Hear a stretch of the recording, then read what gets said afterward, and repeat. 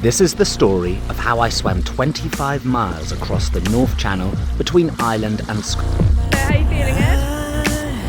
A little apprehensive. My swim began at 5:09 a.m. on the 25th of August 2016, when I started to prepare myself mentally and physically for the journey that lay ahead. Okay, we ready? Yeah, go ahead, yeah. Good luck. Love you. As I jumped from the boat into the bitterly cold, dark Irish Sea, I remembered my first attempt at this swim 2 years earlier, when I had to be dragged from the water after 8 hours after taking hundreds of jellyfish stings. I was praying that today would not be a repeat performance and that I would complete my unfinished business.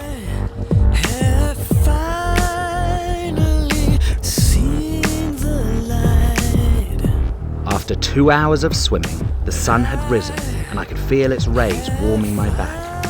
I really could not have hoped for better weather conditions and felt incredibly grateful. The water was 14 degrees and I was feeling comfortable.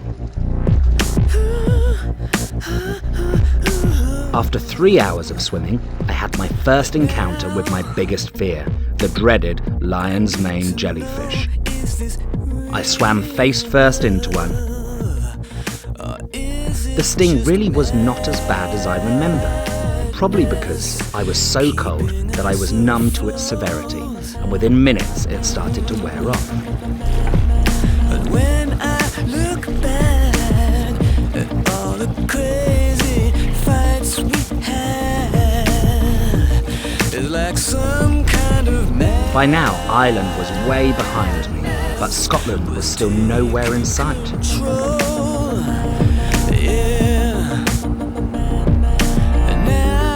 Cold and fatigue were now starting to affect me, and I was anxiously awaiting every feed whilst navigating my way around giant jellyfish. Every 30 minutes, my boat crew would pass me down my feed. This was a warm mixture of fruit sugar, squash, and carbohydrate. Is that Scotland? Yep, Yes. that is Scotland. We're over a third.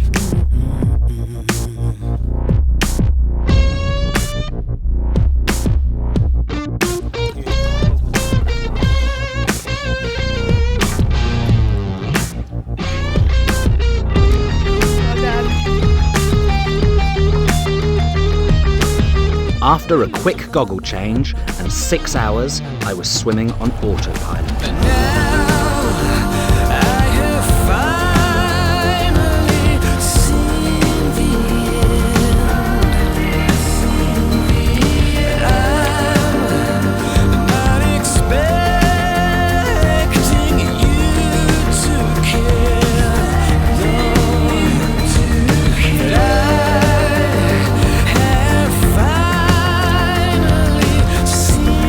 Scotland was finally getting closer, and I could see my crew starting to get excited.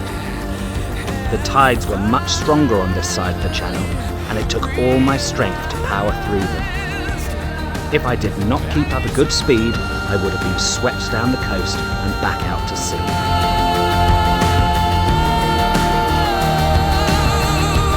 For the final stretch, my good friend Ian got in with me to escort me to land.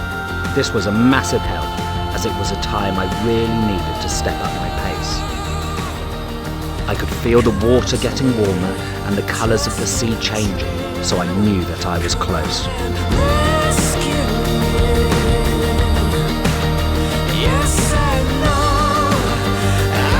Finally, after 10 hours and 58 minutes, I made it to Scotland.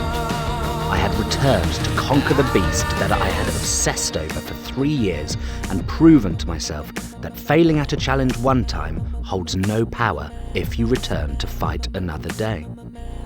My life changed forever this day as I learnt that the greatest glory in living lies not in never falling, but in rising every time we fall. Easy? Yeah, right. It was not easy. It was bloody awful.